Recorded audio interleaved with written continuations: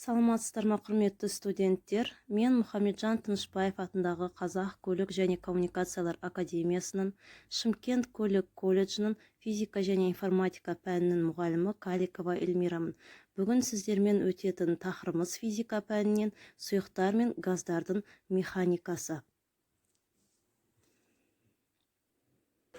Бұл жерде біз сабақтың мақсаты ретінде Паскаль заңын сипаттайды, гидростатикалық қысым терминін түсіндіру, кері итеруші күшті анықтау үшін Архимед қағидасын пайдалану, Бернулли теңдеуі және үзіліссіздік теңдеуі арқылы есептерді шығару, Бернулли әсерімен байланысты жағдайларды түсіну, ламинарлық және турбуленттік ағындарды анықтау, идеал сұйықтықты сипаттау, судың құрылымы мен қасиеттерін түсіну, сұйықтықтың тұтқырлығы туралы білім алуды, тұтқырлық мөлшері, коэффициенті және оның мәніне әсер ететін әртүрлі факторлар бар екенін түсінеді. Бұл біздің жалпы мақсатымыз тақырыптың. Өткен тақырып бойынша қайталайтын болсақ, өткен тақырыпта сақталу заңдарын өткенбіз. Импульс немесе дене импульсы, күш импульсын өттік. Сонымен қатар импульстың сақталу заңы формуласы, қуат, жұмыс, қозғалыс энергиясы, кинетикалық энергия, өзара әсерлесу энергиясы, потенциалдық энергия, энергияның сақталу заңы, энергия жоқтан пайда болмайды және жоғалмайды, тек бір күйден екінші күйге өтеді. Және ауырлық күшінің жұмысын өткен болатынбыз сіздермен. Сұйықтар мен газдар механикасының негізгі ұғымдары: бірінші, сұйықтардың механикасының элементтері: Бернулли теңдеуі, ағын сызықтары, үзіліссіздік теңдеуі, Паскаль заңы, тұтқырлық, Стокс заңы, ламинар және турбуленттік ағыс. Гидроаэромеханика сұйықтар мен газдардың механикалық қасиеттерін, олардың қозғалысын және олардың ішіндегі қатты денелердің қозғалысын зерттейді. Гидроаэростатика сұйық немесе газдың тыныштық күйін немесе олардың қозғалыс жылдамдығы аз күйін зерттейді. Мұнда Архимед, Торричелли, Паскаль ғалымдарының заңдарын пайдаланамыз. Гидроаэродинамика сұйық пен газдардың қозғалысын, сол сияқты ұшқыш аппараттар мен су асты қайығының, су көліктерінің, сонымен қатар денелердің атмосферадағы қозғалысын, құстардың, жәндіктердің ұшуын зерттейді. Мұнда еңбек сіңірген ғалым Бернулли болып табылады. Сұйықтардың механикасының қасиеттері немесе элементтері: сұйықтар мен газдардың қозғалысын және тепе-теңдік заңдарын, сол сияқты олардың қатты денелермен әсерлесуін зерттейтін физиканың тарауын гидромеханика деп атайды. Бернулли теңдеуі гидромеханиканың негізгі теңдеуінің бірі болып табылады. Бұл теңдеуді швейцариялық ғалым Бернулли 1738 жылы Страсбургтегі жарық көрген гидродинамика деген еңбегінде тұжырымдаған. Идеал сұйықтықтың қозғалысын сипаттайтын өрнегі 1738 жылы Бернулли тұжырымдаған. Бұл формуланы қорытып шығару үшін көлденең қималар әртүрлі түтікшелердегі идеал сұйықтықтың қозғалысын қарастыруға болады. Әртүрлі көлденең қимасы бар және екі ұшында әртүрлі биіктіктегі құбырды қарастырайық. Келіп түсетін судың мөлшері уақыт бірлігіне кедергі келетін судың мөлшеріне тең болуы тиіс. Сұйықтықты бір нүктеден екінші нүктеге ауыстыру бойынша жұмысты орындау қажет. Жалпы жұмыс энергияның өзгеру сомасына тең болып келеді. Бұл жерде біз кинетикалық және потенциалдық энергияларды қорытып шығарудың нәтижесінде, мына жерде қарамен көрсетілген формула бұл Бернулли теңдеуі болып табылады және ол тұрақты болып келеді. Бернулли теңдеуі біртекті ауырлық күші өрісіндегі сығылмайтын сұйықтықтың бір қалыпты қозғалысы үшін төмендегенше өрнектеледі. Бернулли теңдеуін үш қысымның теңдеуі, үш энергияның теңдеуі, үш биіктіктің теңдеуі деп те атайды. Бернулли теңдеуі үш қысымның теңдеуі: ρv квадрат бөлінген 2 гидродинамикалық қысым, ρgh гидростатикалық қысым, P статикалық қысым. Бернулли теңдеуі үш энергияның теңдеуі: Ро квадрат бөлінген 2 кинетикалық энергияның тығыздығы, ро GH потенциалдық энергияның тығыздығы, ро осы қысымның әрекетінен жасайтын жұмысымен өлшенетін сұйықтықтың потенциалының қысымы. Бернулли теңдеуі 3 биіктіктің теңдеуі, геодезиялық биіктік, пезометрлік биіктік, жылдамдықтық биіктік болып табылады. Енді Бернулли теңдеуі жылдамдығы аз бөлігінде сұйықтықтың қысымы жоғары болады және керісінше. Қарасаңыздар суреттен көрінеді, Жалпы Бернулли теңдеуін қолдану флеттердің ветроходында, гоночный пылесос Чапареллида қолданылады. Ал мына жердегі сызбада P тең F бөлінген S бірлік бетке әсер ететін күшке тең шама қысым болып табылады. Қысымның өлшем бірлігі паскаль. 1 метр квадрат беттің ауданына бір қалыпты нормаль түсірілген 1 ньютон күшінің тудыратын қысымы 1 паскальға тең.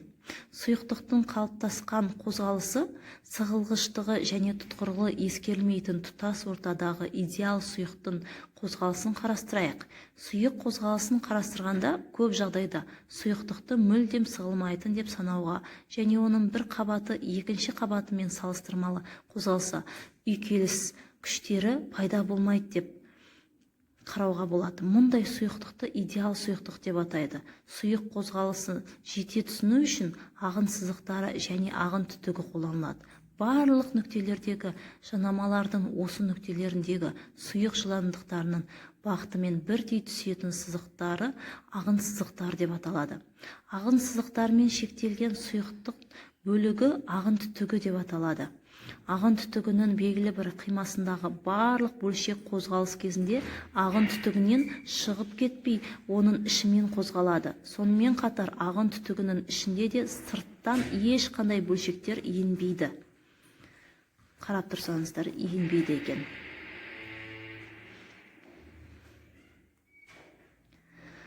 Мына жердегі сызбада қарасаңыздар, аудандары әртүрлі S1, S2, жылдамдықтары V1, V2, көлденең қималары белгіленген. Бірдей уақыт аралығында ағын түтігімен бойлай су қозғалады.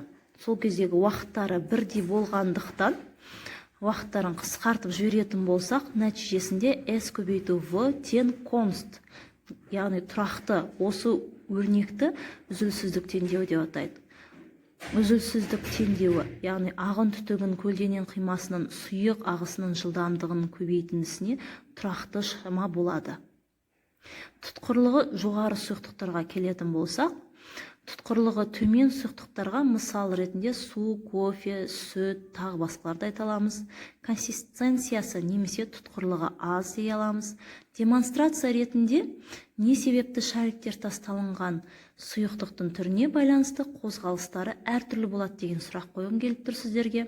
Мысалы, глицерин, су, зәйтүн майы, дизель отын алатын болсақ, талқылау ретінде не себепті шариктер тасталынған сұйықтық түріне байланысты қозғалыстары әртүрлі болады. Яғни түсіндіру үшін сіздерге тұтқырлық бұл ағынға қарсылық өлшемі, бұл сұйықтықтың түрі мен температурасына байланысты болып келеді екен.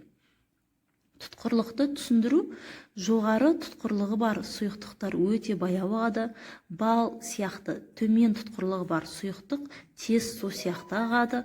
Тұтқырлық бірлігі паскаль көбейту секундқа тең. Мына жерде формуласы көрсетілген. Тұтқырлық коэффициенті, тұтқырлық паскаль көбейту секундқа тең көрсетілген. Мына жерде сызбадағы суретте қарасаңыздар, сұйықтықта шар қозғалып бара жатыр. Тұтқыр сұйықтықтың ішінде баяу қозғалатын қатты кішкене шарға әсер ететін кедергі күшін анықтайтын заңды Стокс заңы деп атайды. Стокс заңының формуласы мына жерде көрсетілген. Мұндағы F, R кедергі күші, это сұйықтықтың тұтқырлығы, R сфераның радиусы, V сфераның құлау жылдамдығы болып табылады. Сіздерге анимациялық қораптардағы май ағынын көрсеткім келіп тұр. Май ағынның қозғалысы егер сұйықтықтың тұтқырлығы, сұйықтықтың түрлерін кейін ағын түрлеріне келетін болсақ, ағын түрлері бізде ламинарлы және турбулентті ағын болып саналады. Сіздерге сұрақ: ламинарлы және турбуленттік ағындардың айырмашылығы неде? Мысалы, мына жерде анимация ретінде ламинарлы ағын көрсетілген. Суретке қарасаңыздар, ламинарлы ағын параболический ең үлкен жылдамдық ортасында, ыдыс қабырғаларында ең аз жанасу болып тұр, иә? Көңіл бөліңіздер, ортасындағы жылдамдық үлкен, қабырғаларындағы жылдамдық аздау болып келеді. Бұл ламинарлық ағынның мысалы. Келесі турбулентті ағын, суретке қарасаңыздар, ретсіз қозғалып тұр. Бұл ретсіз қозғалыс турбуленттік ағынның мысалы. Және мына жердегі сызбада көріп тұрғандай, анимацияда бір қайталанған қозғалыс келесіде өзгеріске ұшырап барып қайталанып жатыр. Бұл турбуленттік ағын. Енді ағын сызықтарын салыстыратын болсақ, мына жерге қарасаңыздар, бірінші анимацияда қандай алдында кедергі болып тұрса да, ағын сызықтары дәл солай қайталанып жатыр, ал екіншісінде ағын сызықтары өзгеріске ұшырап жатыр. Бұл идеал және нақтық сұйықтықтың мысал ретінде келтіруімізге болады. Келесі сіздерге есеп берейін. Бірінші есеп. Автокөліктерді ұстап тұру үшін гидравликалық домкрат қолданылады. Поршендердің аудандары 0,2 см квадрат және 50 см квадратты құрайды. Автокөліктің массасы 2000 кг. Автокөлікті көтергіш күштің есептеңіз. Бұл жерде сызбаға қарап есептеңіздер. Екінші, неліктен қайықпен өзенді бойлай төмен түскенде өзеннің ортасымен, ал көтерілгенде жағалай жүзеді. Үшінші, тәжірибелік есеп. Жаңбырлы және желді ауа райында сіздердің әрқайсыңыз ашық қолшатырларды ашқан кезде аударылып кететінін байқаған шығарсыздар. Неліктен бұлай болады деп ойлайсыздар?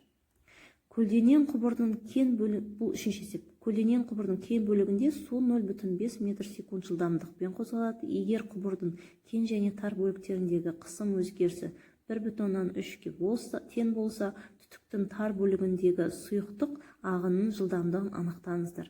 Судың тығыздығы 1000 кг бөлінген метр кубты құрайды. Келесі сіздерге үй жұмысын беретін болсам, мына жерде үй жұмысында 3 сызба берілген. 3 сызба әр есепке қатысты, бірінші сызба бірінші есепке қатысты. Бірінші есеп: 70 см биіктіктегі су бағаны белгісіз сұйықтықпен суретте көрсетілген етіп теңеседі.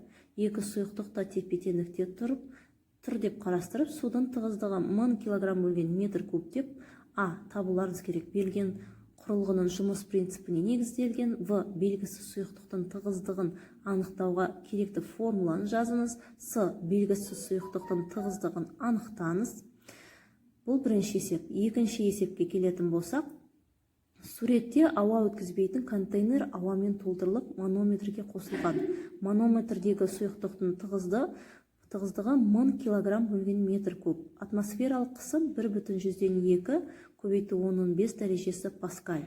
Ауа өткізбейтін контейнердегі ауаның қысымын анықтаңыздар. Бұл да сызба бойынша есептелінеді. Ал үшінші есепке келетін болсақ, үшінші есепте үлкен резервуар 15 метрге дейін сумен толтырылған. Оның саңылауы 10 метр биіктікте орналасқан. Саңылауды ашқаннан кейін су ағады. Торричелли ұсынған принципті сипаттаңыз. Судың ағу биіктігін анықтаңыз. С. Қандай жылдамдықпен су ағады, соны анықтауымыз керек. Бүгінгі біздің тақырыбымыз сұйықтар мен газдардың механикасындағы тақырыбының үйге берілген тапсырмасы осы. Бүгінгі тақырыпқа қатысып тыңдағандарыңыз үшін рахмет сіздерге. Және сұрақтарыңыз бар болса хабарласыңыздар. Сұрақтарыңызға жауап беруге көмектесемін.